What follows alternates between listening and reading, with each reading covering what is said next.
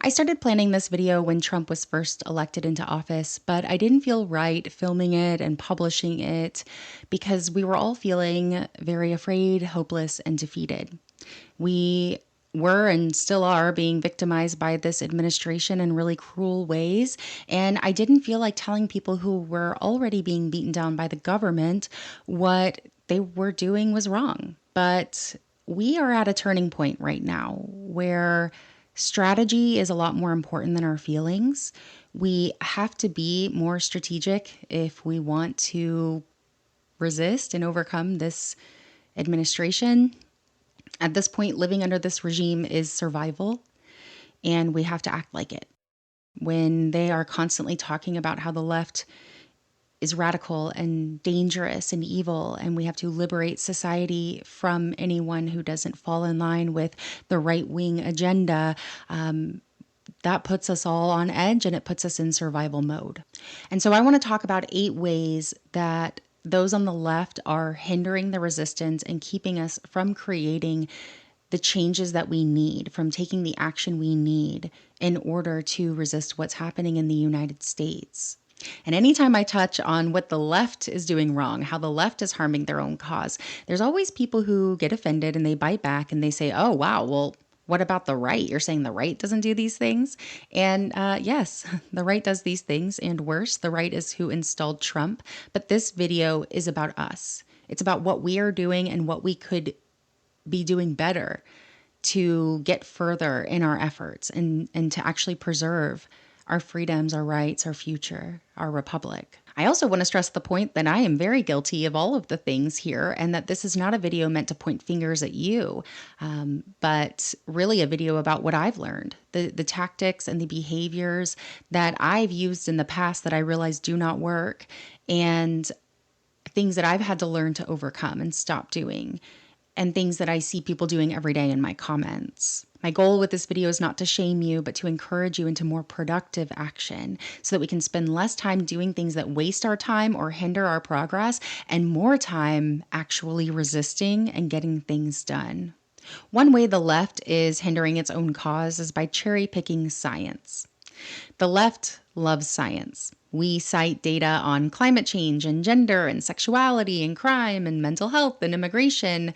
We trust research, not gut instinct, and we often push back against the right for using cherry-picked anecdotal experiences rather than hard data and evidence. And we're proud of that. We should be. I am happy to be on the side of science. I think that's really important. But when it comes to political strategy, there are 2 sciences that we often ignore, and that is psychology and sociology.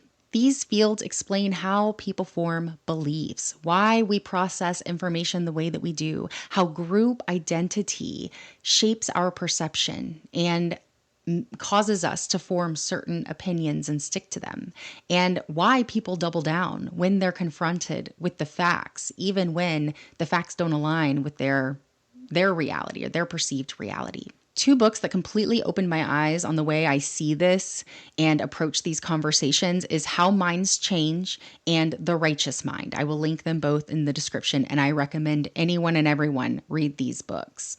These books helped me understand something so important that is missing in the conversation in this fight between the left and the right, that people don't just reject facts because they're evil or because they have bad intentions or they're hateful or they're bigots. They reject them because their brains are often trying to protect them from information that it perceives might be harmful to their identity and their existence. I saw this firsthand and experienced it myself, and anyone who has grown up in a high control or deeply religious environment understands this brain struggle. My family was very loving in a lot of ways, but deeply controlling in others. And they were the only family I knew. My community was the only thing I knew.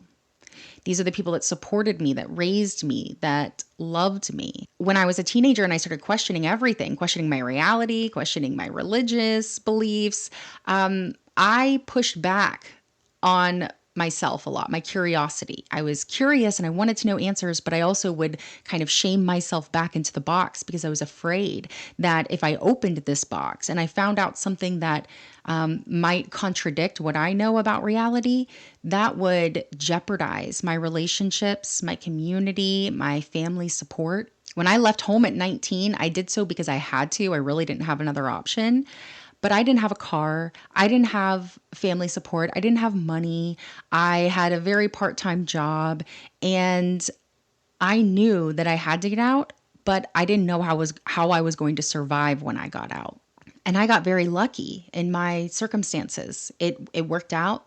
I overcame it. I got on my own 2 feet and I survived, and I'm doing great now.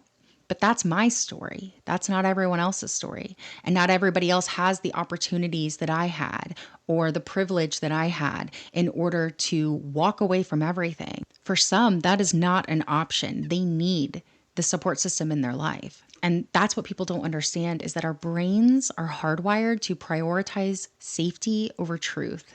And that sucks. I mean, it doesn't suck because sometimes we need it, right? Our brains are wired for survival, but sometimes the truth is detrimental to our survival, or the brain perceives it to be. And so it just doesn't even allow the room for you to explore or to be curious about what you believe and what you think.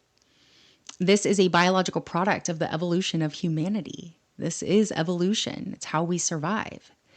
And if the truth risks your community, your family, your stability, your financial stability, your brain might never even let you fully see it. And I struggle with this concept because it could lead one to conclude that none of us are truly responsible for ourselves and our beliefs when our brains are always working against us. But I do think that this topic is much more complex and nuanced than, this little short segment allows.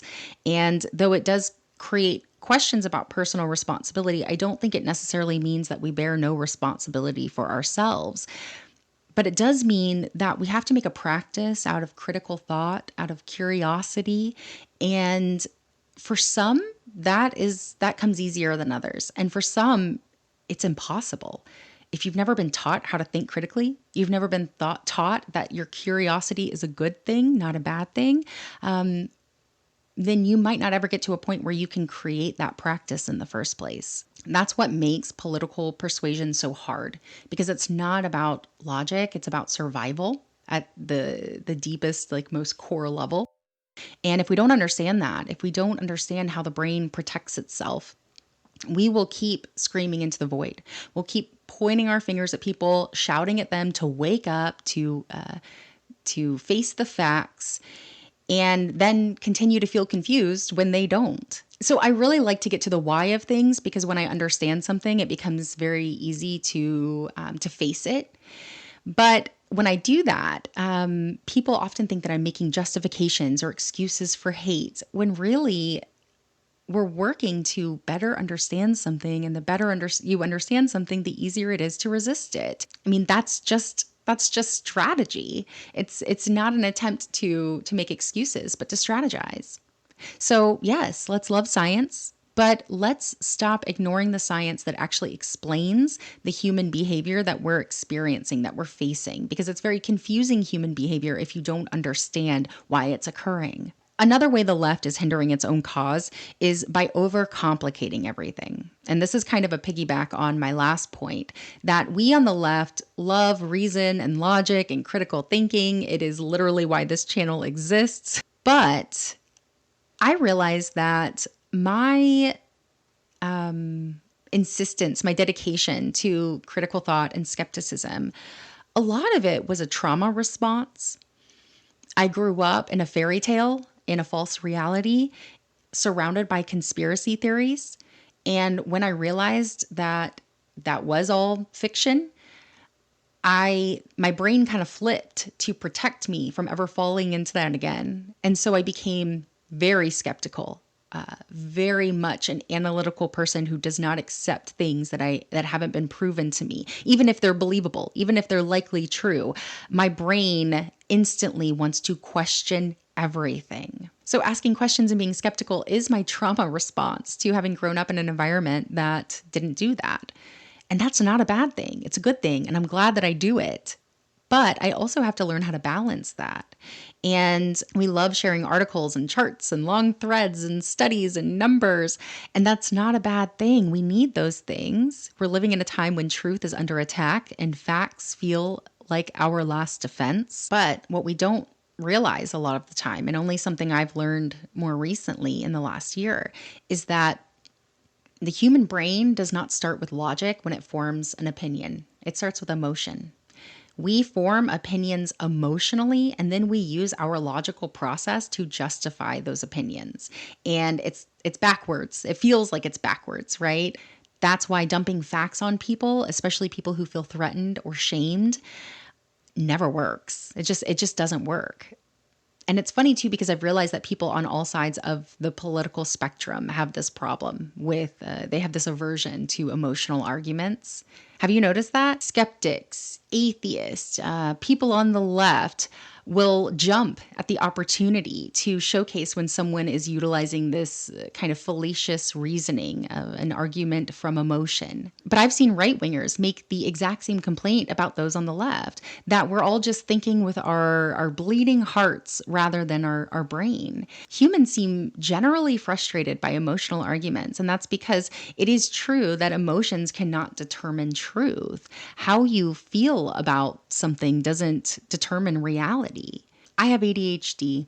I tend to hyper-focus on topics that I really care about. I don't like that they call it attention deficit disorder, because while my attention is in deficit on things that I have no interest in, the things that I am interested in, I have too much. I have too much attention. And so I spend a lot of time hyper-focusing on topics I care about. I research every angle. I study it. I come armed with airtight logic, and I'm ready to prove my point.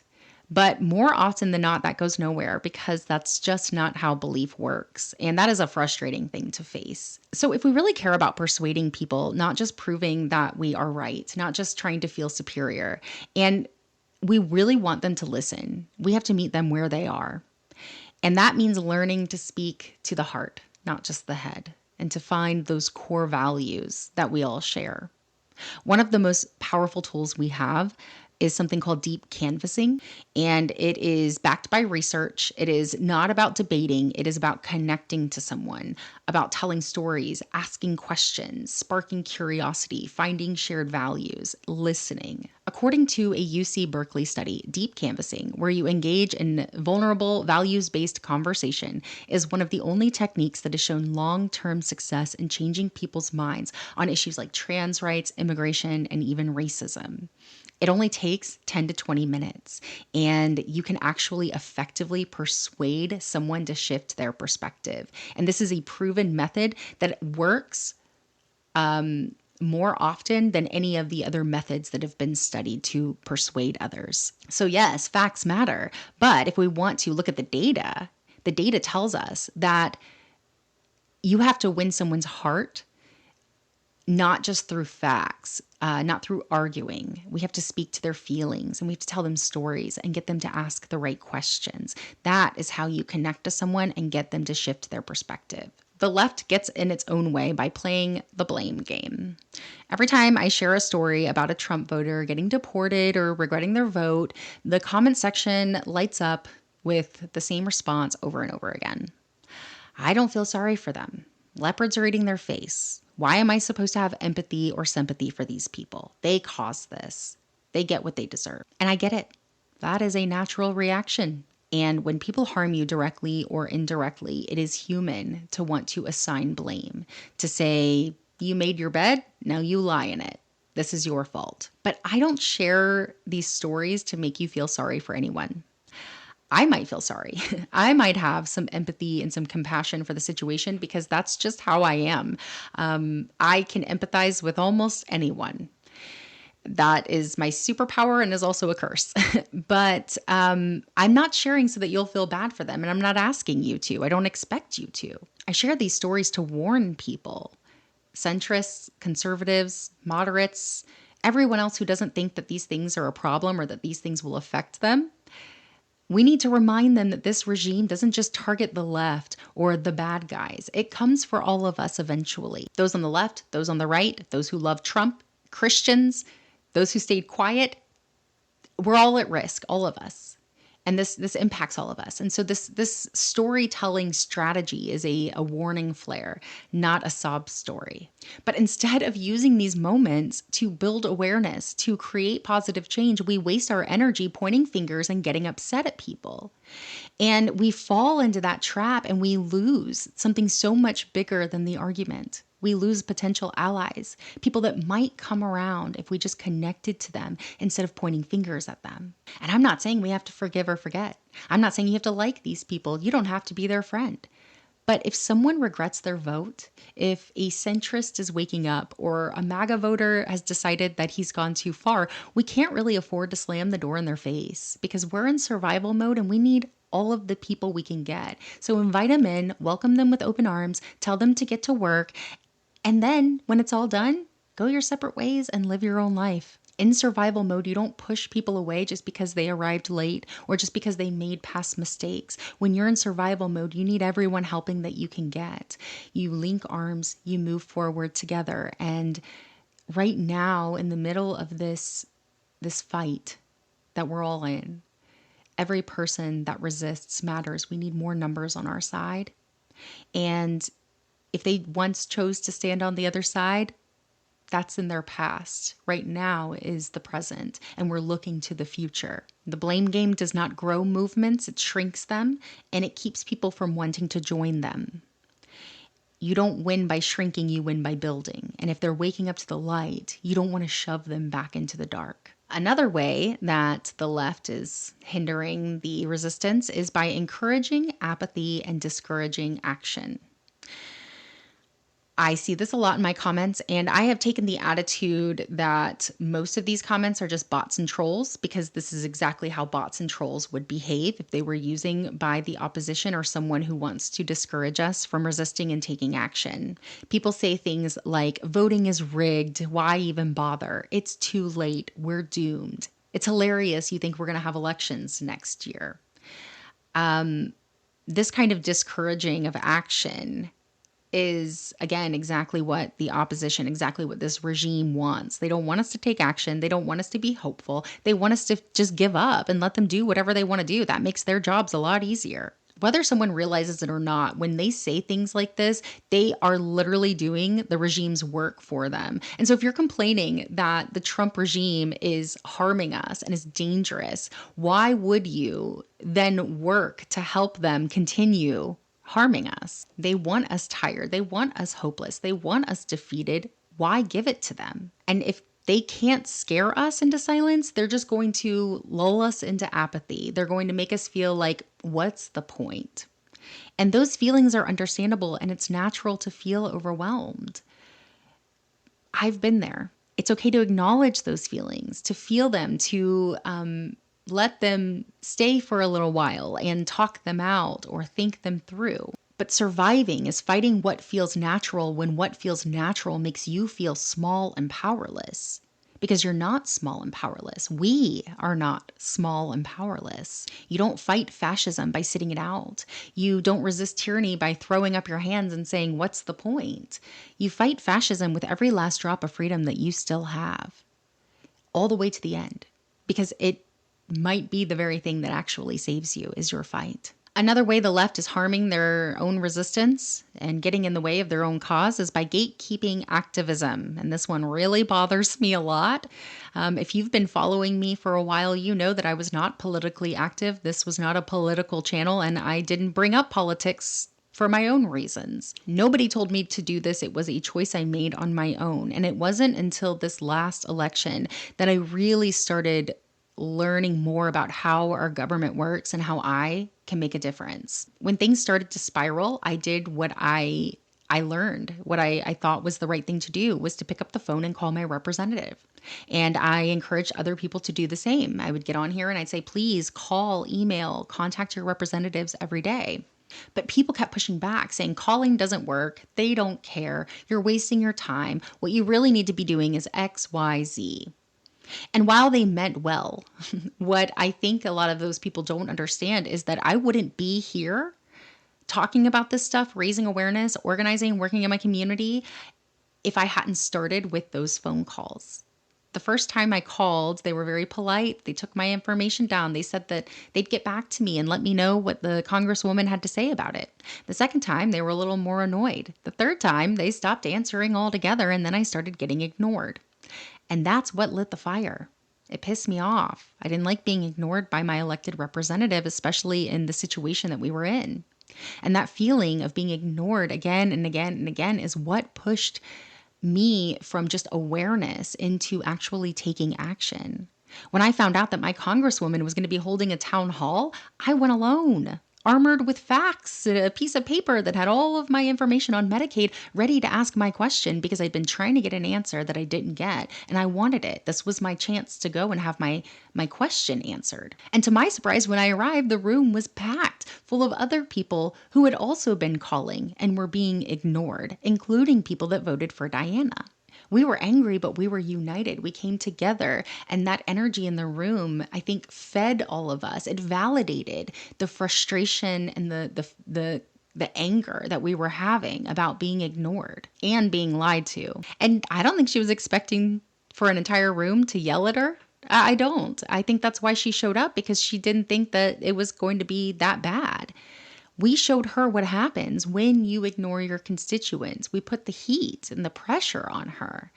And now she avoids events. She avoids town halls. She doesn't announce when she's going to be doing things and showing up at places because she doesn't want to have to face that again. And that, her hiding from her constituents, her not being active and actually kind of retreating, is going to make people even angrier. It's going to make them feel more ignored, and it's going to lead them to more impactful action, because she might still be ignoring us, but we're still here and our frustrations are growing. We've broken protest records in our area, and not because people were told they had to show up, but because people felt dismissed. They got angry enough to actually act. There are so many people that I've talked to that said that was my first protest. This is the first time I've ever done anything. And I don't think that they just woke up one day and decided they were going to become an activist. I think that they were trying to do the right thing, go through the proper channels, and they got frustrated and did something about it. One of the most frustrating things that I see on the left is how we gatekeep activism, and we act like there's only one way to resist, and not even just calls, but with all other kinds of actions that I have encouraged, there's always somebody discouraging that very action. You're too soft, or you're too radical. You're not peaceful enough. You're not cooperative enough. You're too cooperative. But the truth is that we need all people in this resistance. We need people who are disruptors, who show the world that this is not normal, that we're reacting to something that is a problem, and to bring awareness to the issue. But there are always going to be people who don't like the disruptors and think they're doing the wrong thing, but it brings attention. We get things done, we show the world this is bad. And then you have groups of people that are showing up for protest and in a very peaceful and cooperative way. And people will say that they're not doing enough, that their resistance doesn't work. But what I've learned is that these two sides and everybody in between work together to create impactful movements, that the disruptors come in to bring awareness to the issue. And even if people don't like them, they are going to prefer the large groups of people who aren't disruptive, who have that kind of moral voice, to come in afterwards and say, we're not disrupting, but we support the values and the cause of those who are disrupting. And so it shows that no matter what personality you have, no matter what level of risk you're willing to take or how much you're willing to disrupt, there is a place for everyone. And we need everyone in the resistance. We need people calling, emailing, showing up at offices, organizing, putting on demonstrations, making art, canvassing, having conversations, getting angry. We need all of these people in this movement if we want to be successful in our resistance. So please stop gatekeeping activism. If you're calling your reps, good. If you're organizing behind the scenes, good. If you're protesting the streets, making art, knocking on doors, educating your neighbors, no matter what you're doing, if you are acting, if you are working toward resistance, you are doing what you need to do. And you never know if somebody's initial phone call or their protest will lead them into doing more impactful action in the future. It starts small, and we need those baby steps to take us where we're destined to be. Another way that the left harms its own cause is by falling for fear-mongering and fake news. We love to talk about how the right falls for fake news and conspiracy theories, and they do, but so do people on the left. I see it all the time, and sometimes we get caught up in this kind of these fear-driven headlines, and we just click and we share and we form an opinion without actually looking into it, without considering the context, or who's getting what out of writing it, or the source. We tend to repost before we fact check, and then we panic before we can actually process the thing we're fact checking. And while we're spiraling, the people in power just kind of sit back and watch, because fear mongering is their most effective tool. And they want to make us look stupid. They want to make us look like we don't think, that we're not smart, that we fall for propaganda. And so there's always going to be fake information that's being taken out of context, that is being pushed out there to get the left to adopt it and to spread it around so that someone on the right can point their fingers and say, ha, see, you fall for propaganda. And I have to say that I know the right falls for propaganda all of the time. I know that their media, their talking heads, their influencers are feeding them propaganda and fake news constantly. I know that Fox News is constantly feeding people skewed or false information.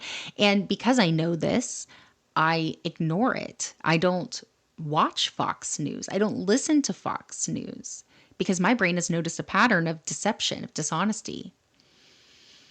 And I would ask you if you have considered that the other side also does this, that the other side might see that crazy person on their Facebook feed who keeps sharing, leftist misinformation, and they see, a news report that got things wrong or a headline that misrepresents the article.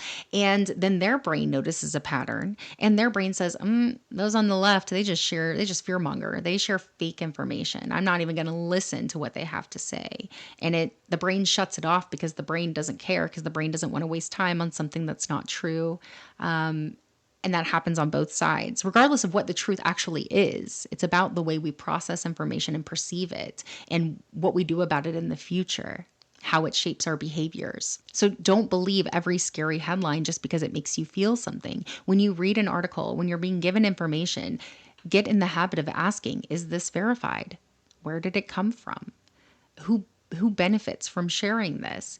Is it being amplified by bots or trolls? Is it meant to mobilize or leave us feeling like we can't do anything? You don't need to exaggerate the danger we're in. Things are scary enough. We can talk about the truth. That's scary enough.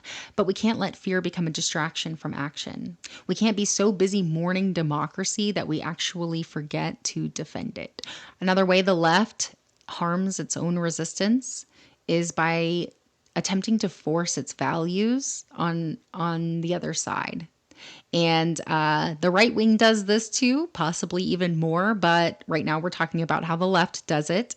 And this one really gets to me because I've been very guilty of this too. It's a hard thing not to do. When we hold certain values, and we have integrity for those values, we really expect that others will hold those values too, especially when they're just values based around compassion, kindness, empathy, things like that. We say things to the other side like, you have no empathy. You don't care about human life. How can you live with yourself? And we expect or we demand that others share the same moral compass that we do. And when they don't, we label them as heartless and ignorant and evil. But you can't force someone to share your values. You just can't. No matter how much you want to, you can't. You can't argue someone into compassion. You cannot shame someone into empathy. It's just not, it's not strategic. I was raised to believe that morality was objective, that there's a clear right and wrong. It's black and white, and it doesn't matter how I feel about it or what I think. But over time, I had to let that go because I realized that what I believe is right and wrong is based on my own personal, subjective, lived experience. And that our morality is shaped by our experiences, our communities, our trauma, our religion, our survival, our society. Morality is subjective, and that doesn't mean anything goes. It just means that we each build our values from what we know. And most of us probably do share all of the same basic core values. So instead of trying to force my values on others, I've learned a better strategy, and it is a game changer. I've learned that instead of pushing my values or convincing someone to hold them, I have to work a little harder to find the values that we share, the ones that we have in common. I have to start there and build from that. And the first example that comes to mind is the very controversial topic of abortion. People on the right will say, you don't care about the life of the unborn, of a fetus. People on the left say you don't care about the life of a pregnant person. And we argue endlessly over whose side we should be on and what we value. But if we paused for a second and we kind of boiled out all the noise and we asked ourselves and each other, what value in this do we actually share?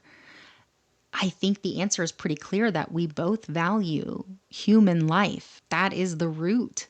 I value life, they value life. We're just both prioritizing a certain life over the other. And so by doing this, finding connection, this is part of deep canvassing too, is finding that shared value, that commonality, because when you have something in common with someone, you can connect to someone and they're a lot more likely to listen to you and have a productive conversation with you.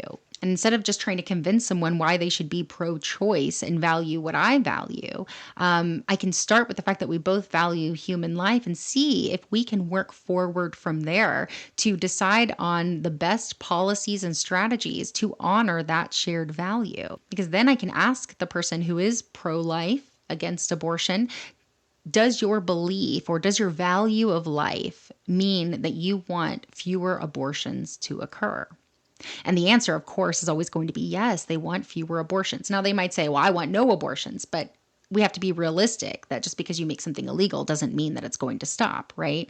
So I would think that most of the time they would say, yes, I want fewer abortions. I also want fewer abortions. So now we not only have a shared value, but we also have a shared goal of fewer abortions. And propaganda would probably tell them that I want more abortions or I like abortions. But really, if you were to ask me, yes, I want fewer abortions because they are traumatic and costly and could be unnecessary a lot of the time if we changed our policies. And so if we both want to live in a world with fewer abortions, we've found common ground, we've found a shared goal. But the difference between that person and me is that we have different ideas about how to achieve this goal. Some people believe that punishment is the answer. If you criminalize it, then it acts as a deterrent and people won't get abortions. But the data will tell us a different story. The data tells us that criminalizing abortion does not stop it, and that you can't actually reduce the number of abortions when you punish people for getting them. So if punishing women for getting abortions means there aren't less abortions and that more people actually might die, more infant deaths, more deaths during childbirth, then I would think that the person who wants less abortions would accept that and realize, okay, criminalizing isn't giving us less abortions. So what's our next option? Our next option would be to create policies that empower women, that give them the health care and the help that they need in order to have a safe, healthy life for them and their child. Comprehensive sex education, affordable health care, paid parental leave, access to housing and childcare and financial stability. These are things that actually do reduce the number of abortions. It's a preventative measure. And so if you're looking at it realistically and you know that one option doesn't reduce abortions, the other option does reduce the number of abortions, then I would think to honor our values and our shared goal, then we're going to move forward with the option that reduces abortions. And so you might not be able to convince someone of that. You might not be able to get them to come around or to persuade them that your way is the right way. But starting with that common shared value and the goal, and then moving forward from there, will give you the opportunity to share the facts after you've made the emotional connection, which is what people need to be persuaded. You can either shame someone for not sharing your values, or you can help them see that you actually do share the same values at the root. And once that happens, the next steps are just a matter of reason and logic. And I think we underestimate people's ability to utilize reason and rationality because we're not willing to give them the opportunity to do so in the first place, because we're too busy shaming them. Another way the left hinders its own progress in the resistance is a lack of local focus. For a long time, I thought my platform was the most important thing that I had, that I could reach thousands, millions of people just from sitting here and putting it out into the world. And I assumed that that was more impactful than anything that I could do in my community and locally. But while I'm proud of the work that I do here, I know that it makes a difference. I quickly realized that I was wrong to overlook the power of local action.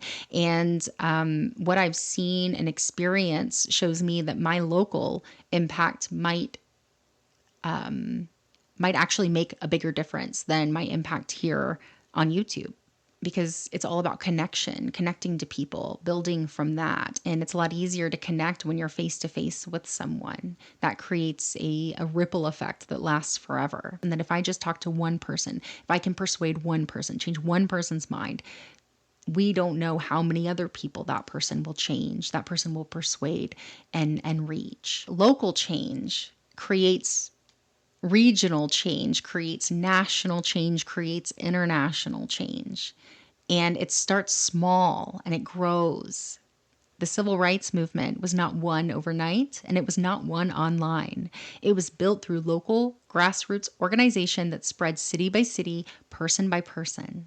It was community building that turned resistance into revolution. And that's what we have to remember now, because the regime wants us trapped online. I made a video about this a while back, and it wants us isolated and divided and distracted. They want us fighting in comment sections instead of actually building real life relationships. They want us to assume that what we're fed in our algorithms is reality, and that it's not worth getting into the community because the community is a representation of all the chaos that we see online. But what we see online is not reality. It is manipulated, algorithmic garbage that is just fed to us to shift our perspective and change how we see our reality. And they want us to make more connections with people that are separated by hundreds or thousands of miles than connections with people locally that will actually have our back when shit hits the fan. And that way, when it's time to rise up, there's no one standing right next to us because all of our connections are on the internet. And we hate everyone in our community because we assume that our community is a reflection of everyone we hate online. I know that if something happens to me, I have a community of people that will stand up behind me and support me. And if something happens to them, I will be part of the community that stands behind them and supports them. And this is how you resist. And numbers of people that care about one another and trust one another and support each other through it all. I hope that this video didn't make you feel defensive or frustrated with me for losing focus. I hope that this video encouraged you to think a little bit more about how you're resisting, how you're interacting, how you're perceiving the world, perceiving your online bubble, and perhaps make you kind of shift into a place that drives you into more impactful action, more productive work than just getting online and getting angry at people and blaming people, pointing fingers, accusing people of not doing the right thing or resisting the right way, or making people feel as though what they're doing is pointless or hopeless. I get a lot of comments every day from people that want to discourage me from taking action. And every single time I see one of those comments, my brain automatically puts them in under a label of bot, troll, opposition, someone who is not helping the resistance but is harming it and doesn't want me to continue doing what I'm doing. an attempt to silence me, to stop me from work that I know is making a difference, and encouraging others to take action that is making a difference. So I hope that you'll share this with people you know, and that we'll all work together to move forward in more productive ways, because I really do believe that our resistance is working. I believe that our pressure is making a difference in this political climate, and we have a long road. We're not going to win this overnight, but we're definitely not going to win this if we keep doing the same thing over and over again and getting no result.